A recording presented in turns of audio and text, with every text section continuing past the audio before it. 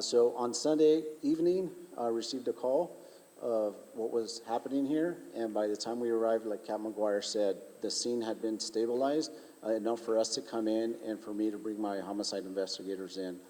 I had received information that there was multiple people shot and that we had 2 people confirmed deceased. So we descended here on the park. I brought multiple teams just for perspective. We normally have a 2-person team who are the primary investigators who come and investigate a homicide. We deployed over 6 teams on that day, and we had over 20 personnel from South Bear Homicide working this crime scene. Just for perspective, Cam McGuire said there were 3 crime scenes. The first one was the baseball field. That's where we believe the shooting actually happened. It carried over to the second crime scene, which is the parking lot above the baseball scene, or the baseball field. And the third crime scene was really here at the entrance, or around this entrance, and we found blood there. Apparently, we found out later people who were shot were trying to leave. There was an accident of people trying to hurry out of here, and so that became our third crime scene. Patrol officers get here, they see blood, they cordon it off, and they make it a crime scene until we can determine otherwise. So that, hopefully that explains the 3 different crime scenes of what we saw when we got here.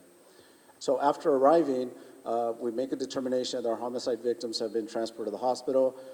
At the time, we heard or received information that we had 6 additional people shot for a total of 8 shooting victims. Everyone had been transported to the hospital either through ambulance or through self-transport. We identified those people that night. On Monday morning, we received a call and identified a 9th shooting victim who identified themselves. They actually held out all night and then responded to a hospital Monday morning, and so our investigators conducted a follow-up to talk to them. So in all, 9 people got shot. 2 of those 9 are deceased. 2 of the 9 were deceased. The other 7, I think with the exception of 2, have all been released. And the ones that are hospitalized are in stable condition at this time. Everyone else was released with gunshot wounds, but they were minor enough to be released. So where we're at now, during the investigation, we were able to cover multiple guns from the crime scene. We were able to recover over 50 shell casings that were shot. What I can tell you is that based on the evidence that we obtained, there's some rumors out there are some rifles being used, and I can tell you that based on the evidence, that is not where the evidence points to. We believe, although they're handguns and there's too many guns out there, it was only handguns that were used and not rifles or automatic weapons. It was simply handguns. There's rumors, and I want to address the rumors, right? It's what we know, and I can give you information on what we know. Prior or during the day, prior to this incident, there was a peace ride that somehow came into either San Pedro or the harbor area.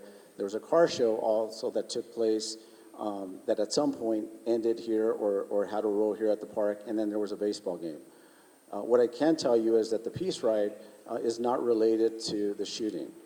Right? We received information, some participants after it was done came here, and we're just visiting the park, but we haven't found any evidence to tie them or their participation or any of the participants in the homicide. The car show as well. So there's a car show going on here as well. Obviously, there's a lot of people, and once they hear shots fired, everyone's trying to scramble. And so because there was a lot of car shows or car vehicles here that were part of the car show, then there was the rumors that they were involved in the shooting, and I can tell you that we have not obtained any evidence to lead us to believe that the car show had anything to do with the shooting. The third thing is that there was a baseball game. And so what I can tell you is that there was a couple of teams playing, and it was very specific individuals who were either participating in the baseball game or were there as spectators who were involved in a dispute amongst each other. So it wasn't a team-on-team versus each other. It wasn't a gang-on-gang versus each other. It was a couple of individuals that we have identified who had a dispute, and they decided to bring it to the park on Sunday afternoon to settle their dispute, which turned into the shooting, obviously, the reason we're here. So that's all I can talk about there. It's an ongoing investigation. Last questions we're going to get to is how many guns did we collect on Sunday? Are you able to? Okay. Just want to confirm. There was 4 firearms that were recovered in the park at various locations. Next one is how long after the 911 call did it take LAPD to arrive on scene? I don't have the specific radio call printout in front of me, but looking at it, I remember it was somewhere in the vicinity of 3 to 4 minutes or less for the first responding officers to get there. And then again, as we pulled officers from as far away as every part of the city, it took us a little bit to get up to our size of about 100 officers that responded to the scene as we try to get this under control.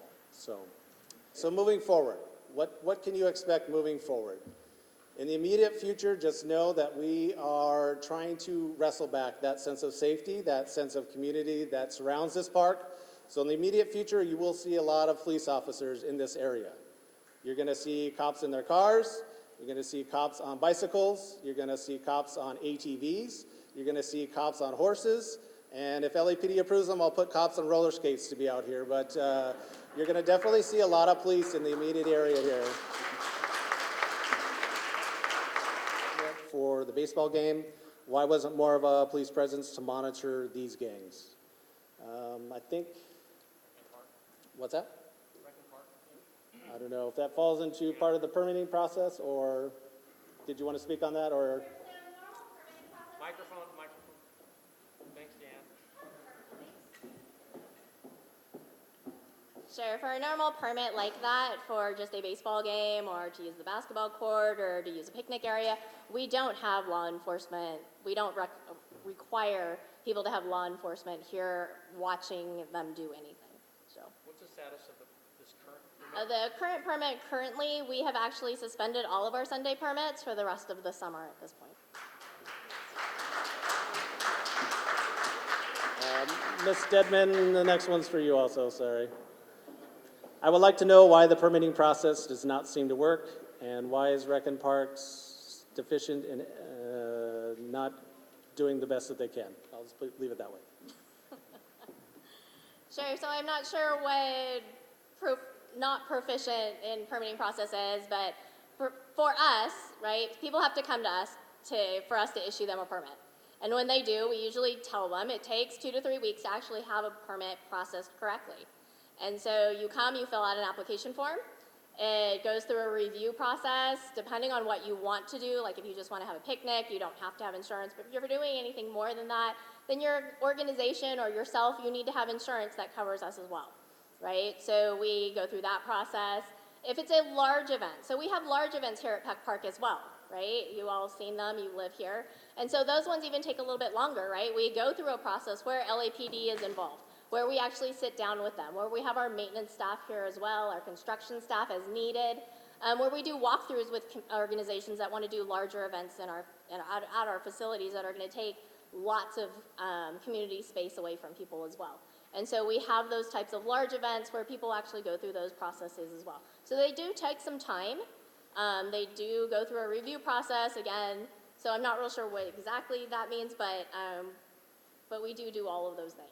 We hear and see on the news these types of incidents that occur throughout this country, throughout our city, but never we would have ever thought that this would take place here in our own backyard.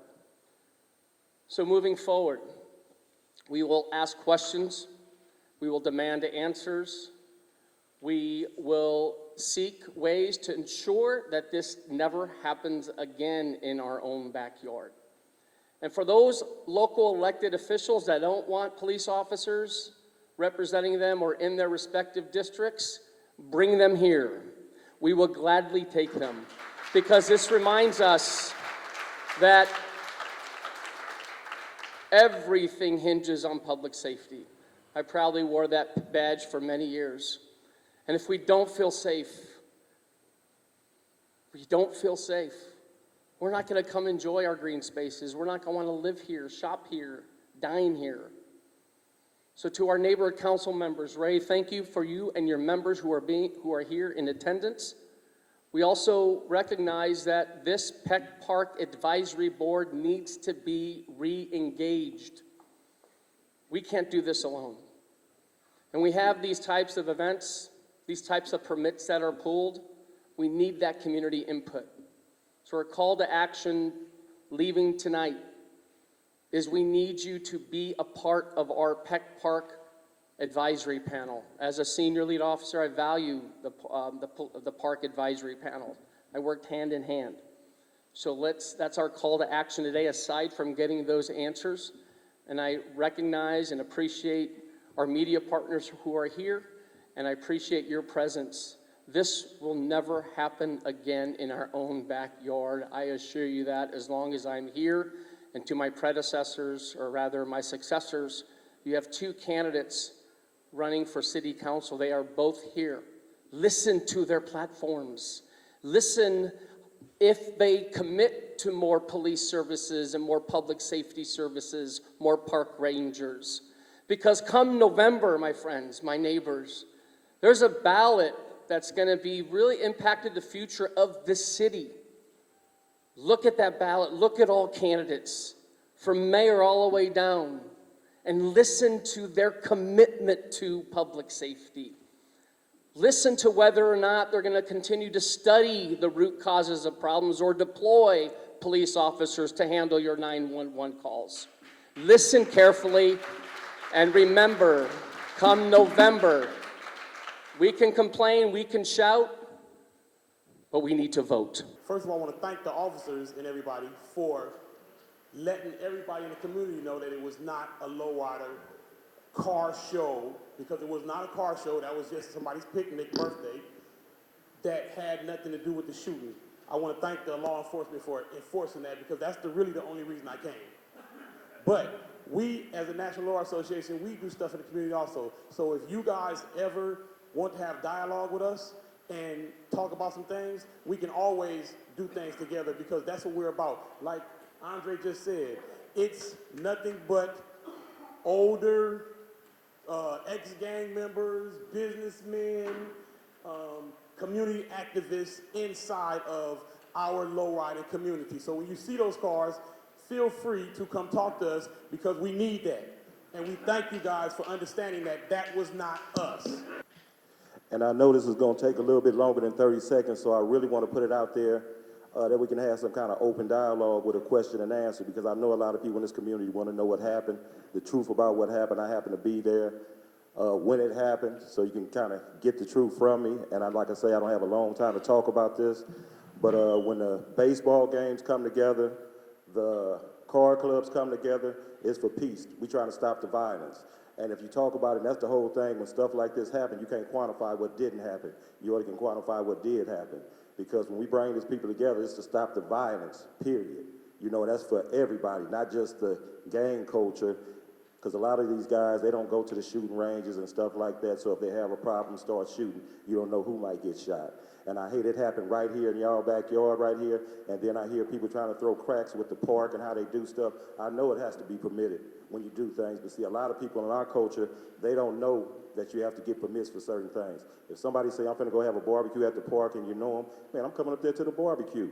Low riding is our pastime. Just like you go golfing, soccer, and other things like that, it's our pastime. And I know it's a lot of stuff that needs to be cleaned up in it as far as the structure go, but our main thing is the peace that it brings. There's some real St. Pedro people that want to speak, okay? And the other people came, they were from out of town, and Mr. Ali, every time you go to some event, you know, you're a resident of that town, okay? All right. You've been a resident of 4 prisons, okay? This is not your right, town, sir. this is our town. Thank you, sir, thank you. All right. I wanted to commend the police department, the fire department, and the One Parks second, and Rec ma'am. staff. All right. I'd Sir, like- I love you, but we're gonna have you had your chance, so we're gonna move on. And if everyone can keep quiet, so everyone gets a chance to speak. Thank you. I want to commend the police department, the fire department, and the Parks and Rec staff. They all did a great job. However, I think what this does is it triggers that we need to reevaluate our permit system. Many cities require the police to be at. This is in regards to, I guess, Parks and Rec. How many people are allowed per permit? One of the police officers said that there was over 500 people. So my interpretation would be, for a larger group like this, there would be a greater police presence, park ranger present. What, I guess. Is there a limit on number of people that can attend each event? Okay. And when is that a red flag for law enforcement? Sure, so normally anything over 250 people is when we start start looking at it as more of a special event or a larger event where we start including our maintenance and construction teams and police and fire as well. Okay, so 500 people leaving on Sunday wasn't a large event? The permit that was permitted for the baseball game was for 100 people. Okay, and just quick question. I owned a home at Peck Park, raised 2 babies here. In the peak of this, in 2016, there was crackheads, homeless, people shooting up heroin. I saw a LAPD officer at CVS. I told him my situation. His response was, ma'am, move to Orange County. I then called LAPD, who took them over 3 hours to get there, and their person then had to hang up on me. I'm born and raised here. I'm LA City Fire wife. I love LAPD, lots of them. Peck Park has been an issue, not only on Sunday, it has been an issue for years. And you need police presence. It's not a safe place for young families. Thank you. Thanks. Thank you for that. So I just have a comment because a lot of it is about permitting, and it seems to me we're in LA and we see how the film industry has to post their permits when they're filming.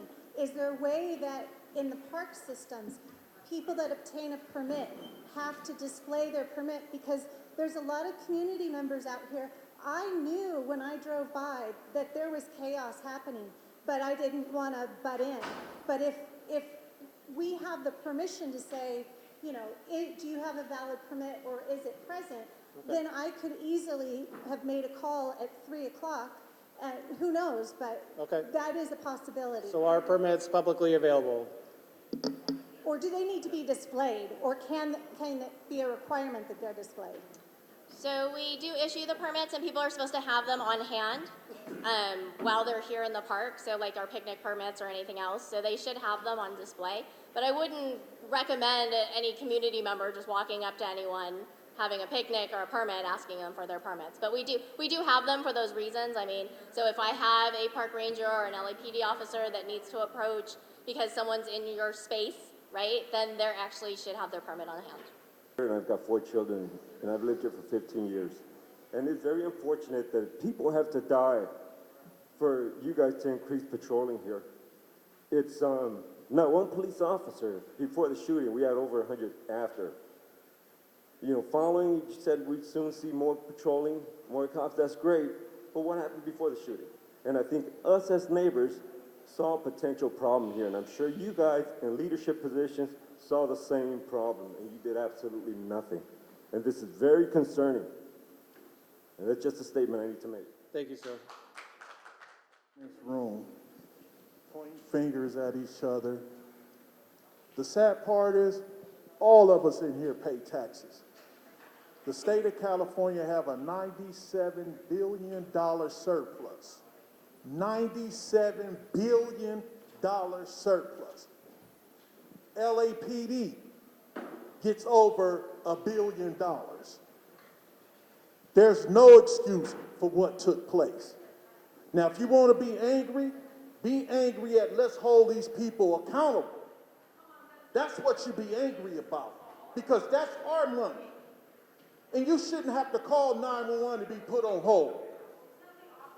Nobody. It's not the officer's fault, but I pay for protection. Now, if you don't, that's your problem. Let him it's my speak. tax dollars. Let him speak. And Let I him speak and serve have as his Public time. Safety Commissioner for the state of California. I don't sit my ass in this community. I get on a plane every damn month, 2 or 3 times, going to Sacramento, advocating for all of us down here.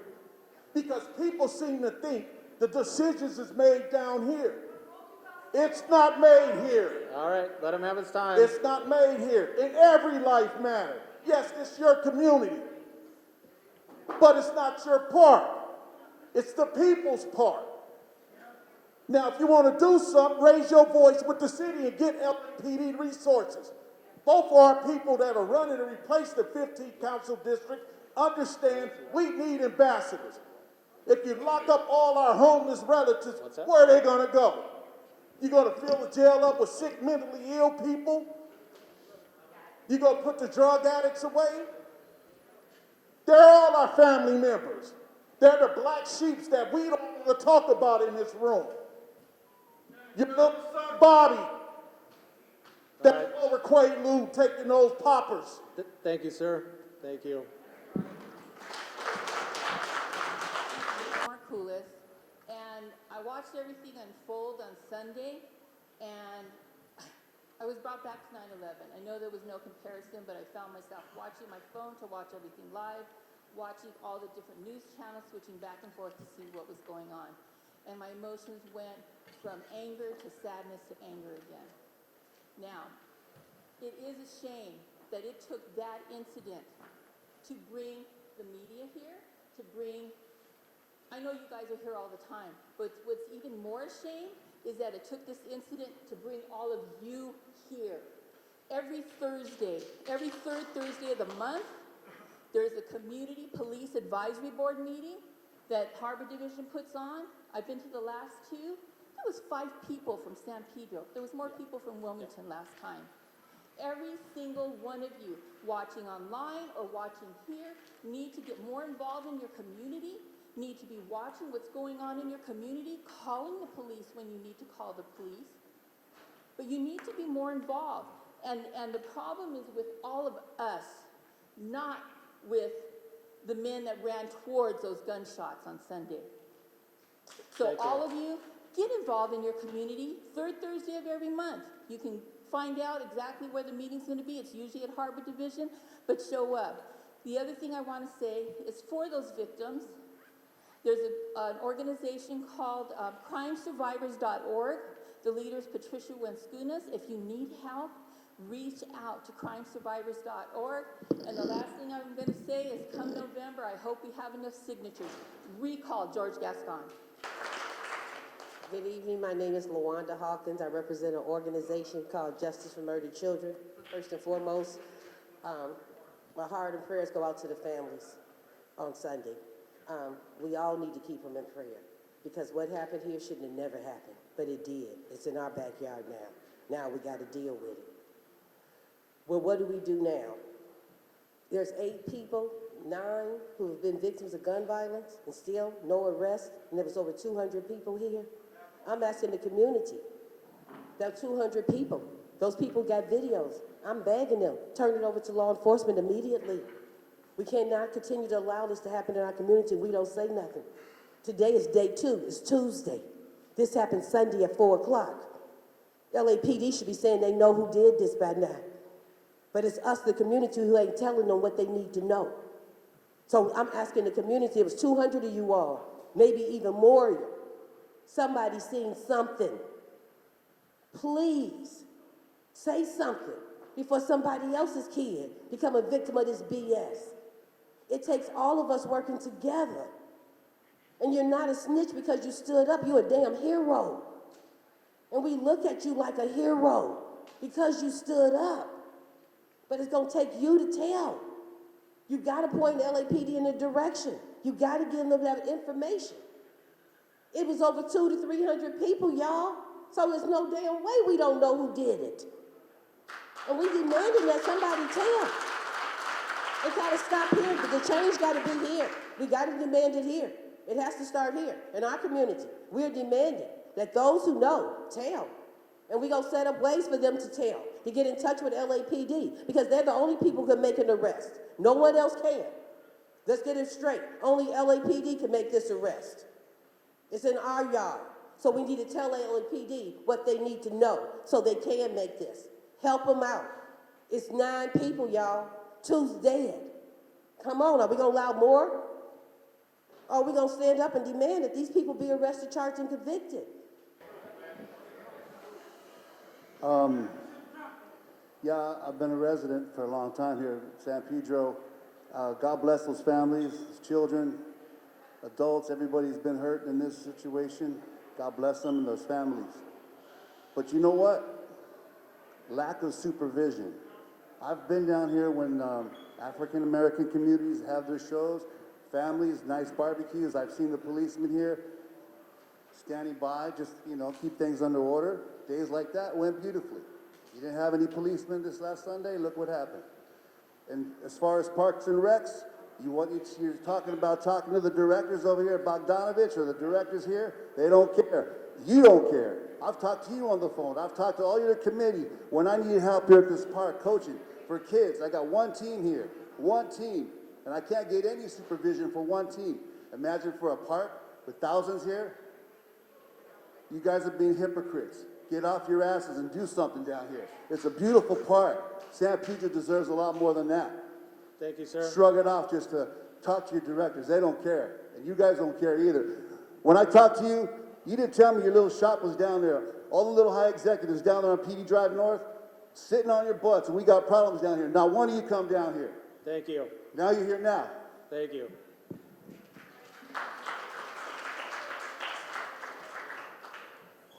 Chris Balanek, I'm a resident of San Pedro.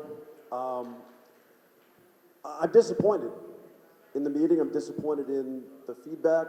And I think the reason why is because of resources. I'm all for equity. I think everyone here is for equity. We're all Los Angelinos. This is a Los Angeles park. The problem is that when we lack resources and then things happen, communities get mad at each other, when we should be mad at the people that are supposed to be making decisions. Part of that is voters. But the point being, I've been in this park almost every day for the last 5 years. I hike this park, I play sports in this park, I take my kids to this park.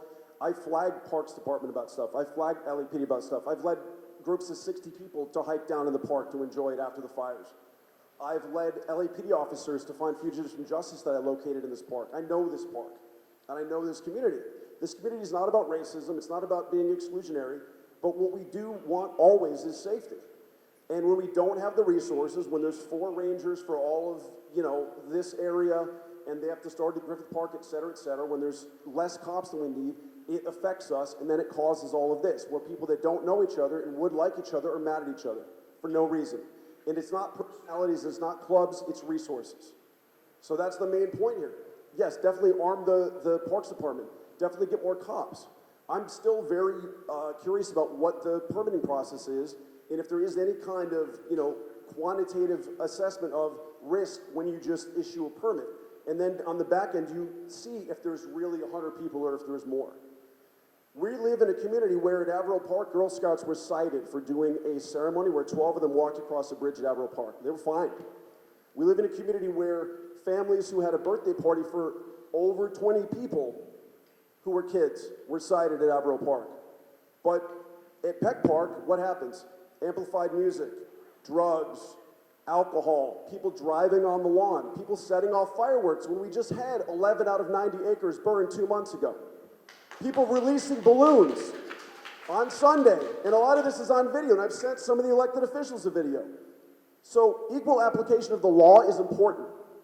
And when equal application of the law doesn't happen, it makes communities mad at each other that shouldn't be. We're all Los Angelinos, and we have to apply the law equally. This is not a knock on law enforcement, it's a knock on the fact we don't have the resources to apply the law equally.